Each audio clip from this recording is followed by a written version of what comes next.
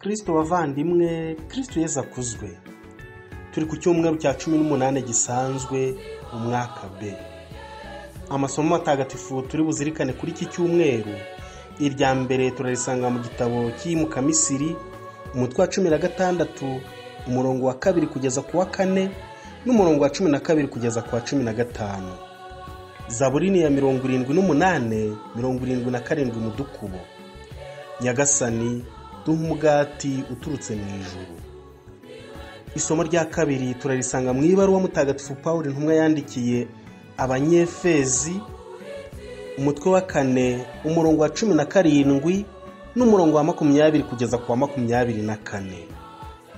Evangeline ya Yohani, umutwe wa 6, umurongo wa 24 kugeza ku wa 35. Isomo rya mbere ryo mu gitabo cy'Imuka Misiri riratubwira riti: igihe bari mu butayu, ikoraniro ryose ry'Abayisiraheli ryitotombera Musa na Aroni. Abayisiraheli barababwira bati: yewe, iyo byibura twicwa n'ukuboko k'Uhoraho tukiri mu gihugu cya Misiri, igihe twari twiyicariye iruhande rw'inkono z'inyama, twirira imigati uko dushaka. Ubu ntatuzanye muri ubu butayu kugira ngo mwicishe inzara iyi mbaga yose. Nuko arahabwira Musa ati: dore ngiye kubagushaho nk'imvura umugati uturutse mu ijuru. Uko bukeye rubanda bazajya basohoka batoragure ibyo bakeneye uwo munsi. Nzabagerageza ntyo ndebe niba bazakurikiza amategeko yanjye cyangwa niba batazayakurikiza. Numvise umwijujuto w'Abayisiraheli. Babwire uti: nimugoroba mukabwibwi murarya inyama, n'ejo mu gitondo muzahaga umugati, maze mumenyereho ko ari nge Uhoraho Imana yanyu. Ngo bugorobe haduka inkware zigwa nyinshi mu ngando, na mu gitondo basanga mu mpande z'ingando hatonze ikime kibambitse. Icyo kime kimaze kweyuka, babona mu butayu utuntu tumeze nk'utubuto twererana nk'urubura ku butaka.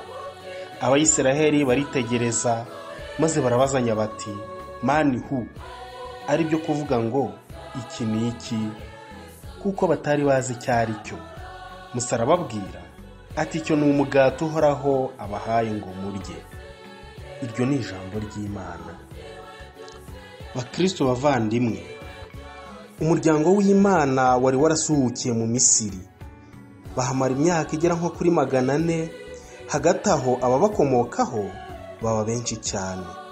Abanyamisiri rero batangira kubikanga, maze babakoresha imirimo y'agahato. Ariko Imana ntiyibagirwa amasezerano yagiranye n'abasekuruza babo. Nuko ibategurira umuntu uzababohora, ari we Musa, wo mu muryango wa Levi. Imana imuhishurira izina ryayo, ari ryo Uhoraho, maze imutegeka kujyana n'umuvandimwe we Aroni kwa Farawo ngo bamusabe kurekura Abayisiraheli bakava mu Misiri. Nyamara Farawo yanga kubumva, bituma Abanyamisiri baterwa n'ibyago 10 bikomeye. Amaherezo Farawo arabarekura. Abayisiraheli bava mu Misiri ku munsi mukuru wa Pasika, bagenda bwangu berekeza iburasirazuba. Ingabo za Farawo zibomaho ngo zibafate.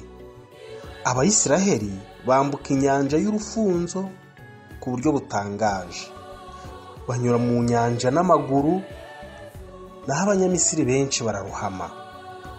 Tumaze kumva rero muri iri somo uburyo bageze mu butayu, imbaga ihicirwa n'inzara n'inyota.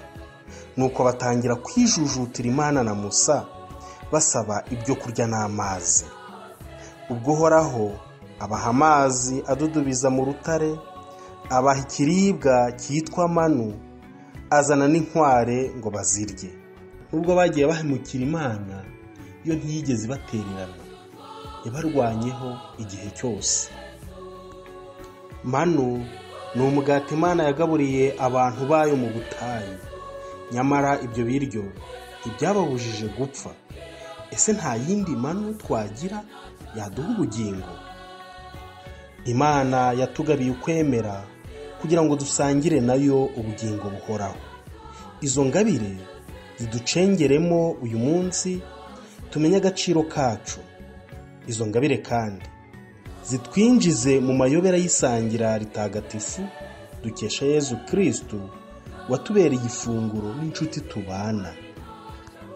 Mu isomo rya kabiri, Pawulo mutagatifu yatwibukije ko umukristo ari umuntu mushya. Kugengwa n'urwango n'ubwirasi, amafuti n'ibindi bisa n'ibyo tuzi aho bitugeza.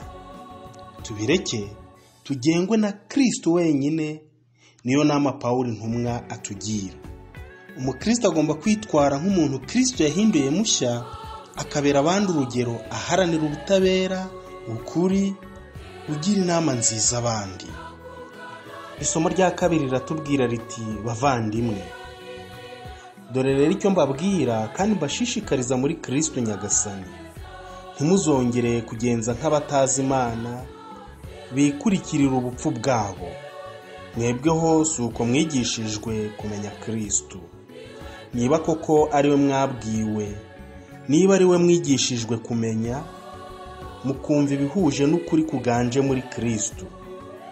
Mugomba rero guca ukubiri n'imibereho yanyu yo hambere, mukivanamo imigenzereze ya muntu w'igisazira ugenda yiyangiza mu byifuzo bibi bimuroha.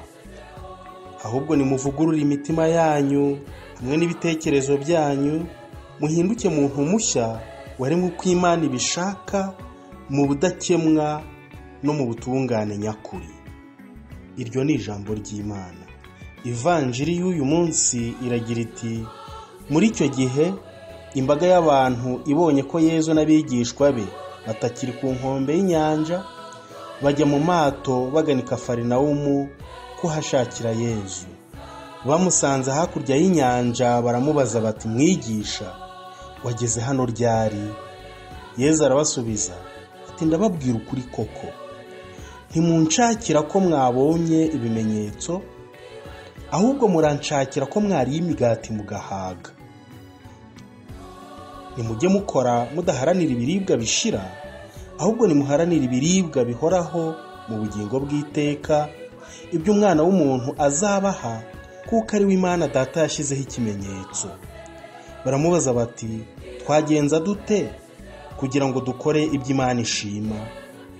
Yezu arabasubiza ati, igikorwa Imana ishima ni uko mwakwemera uwo yatumye. Nuko baramubwira bati, ikimenyetso utanze ni ikihe ngo tukibone maze tukwemere? Ukoze iki? Mu butayu ba sogokuruza bacu bariye manu, nk'uko byanditswe ngo yabagaburiye umugati uturutse mu ijuru. Nuko Yezu arabasubiza ati, ndababwira ukuri koko, Musa si we wabahaye umugati wo mu ijuru, ahubwo ni Data ubaha umugati w'ukuri wo mu ijuru. Kuko umugati Imana itanga ari umanuka mu ijuru, kandi ukazanira isi ubugingo. Nuko baramubwira bati, mwigisha, jya uhora uduha uwo mugati utubwiye. Yezu arababwira ati, ni njyewe mugati utanga ubugingo. Unsanga wese ntazasonza bibaho, n'unyemera ntazagira inyota bibaho. Iyo ni ivanjiri ntagatifu. Bavandimwe, ku cyumweru gishize twumvise uko Yezu yatubuye imigati akagaburira imbaga y'abantu. Bukeye abantu bari bahagijwe barushaho kugira inzara yo kumva Yezu. Izo nyigisho zavuye ku mugati usanzwe zidusohoza ku nyigisho z'umugati w'ubugingo buhoraho. Uwo Yezu ni nde? Yezu ni umugati w'ubugingo, kandi utemera kurya umubiri we ntaba akiri mu bigishwa be. Uyu munsi rero tugerageze kumva Yezu uwo ari we ngo tumwemere. Bamwishe azize ibyaha byacu, ariko yarazutse abana natwe nubwo tutamubona. Kugira ngo ubu tumugereho, tunyura ku magambo y'ivanjiri n'ihamya ry'abantu bamubonye ari muzima amaze kuzuka. Nta buryo twamwegera keretse kumwemera. Yezu ntashikirwa n'amaso yacu, ashikirwa n'amatwi n'umutima byonyine. Yezu si igihangange, si umuhanuzi mukuru, si n'umwami w'ikirangirire gusa, ahubwo ni umwana w'Imana wigize umuntu. Nta kundi twamugeraho keretse kumwemera. Nicyo Yezu yavuze ati, igikorwa Imana ishima ni uko mwakwemera uwo yatumye. Abenshi baribaza bati, byashoboka bite ko Imana yigira umuntu? Koko ni amayobera. Niyo mpamvu nta kundi twakwakira Yezu keretse kumwemera. Na Yezu azi neza ko ari indashyikirwa. Niyo mpamvu asaba abantu kumwemera ngo babeho iteka. Yezu si umwana w'Imana wigize umuntu gusa, ahubwo yigize umuntu kugira ngo yitangire kudukiza. Ibyo bivuga kuduha ubugingo buhoraho, kandi Yezu ni umugati w'ubwo bugingo.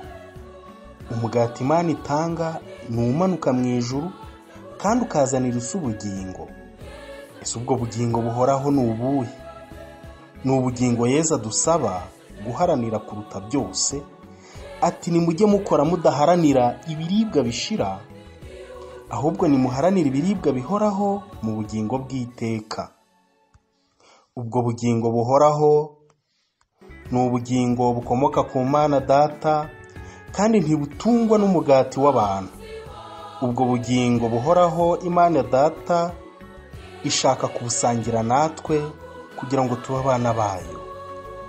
Ibyo bizashoboka nitwakira umwana wayo Yezu mu kwemera.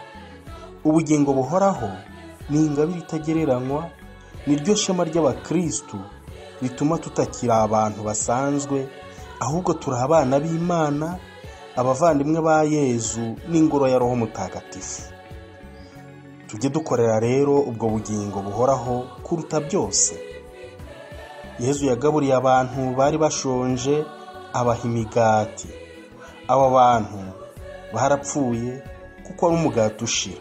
Noneho aho kuduha ibiryo bishira, Yezu ashaka kuduha umugati uhoraho mu bugingo budashira. Uwo mugati uhoraho ni Yezu ubwe. Ati, ni njye mugati w'ubugingo.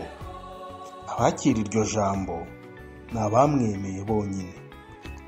Bavandimwe, amavanjiri y'ibi byumweru turimo ahoramo amagambo y'ifunguro n'ubugingo. Ahoramo abasonzeye iby'isi n'iby'ijuru. Ayo magambo aradukanga kuko twumva inzara ikiri ku isi. Ku isi yose abashonji ntibagabanuka, ahubwo bariyongera. Ese tumaze gusarura twakora iki ngo dufashe abakene, abugarijwe n'iki cyorezo cya coronavirus? Ese uko duharanira gukora dushishikaye, tugahinga imirima tukikorera amafumbire, tugamije kuronka no kugwiza ibiribwa tuzarya bigashira, niko duharanira ubugingo bw'iteka? Ese tujya tuzirikana ko imbaraga zose dukoresha zituruka ku Mana, tuzikesha Nyagasani?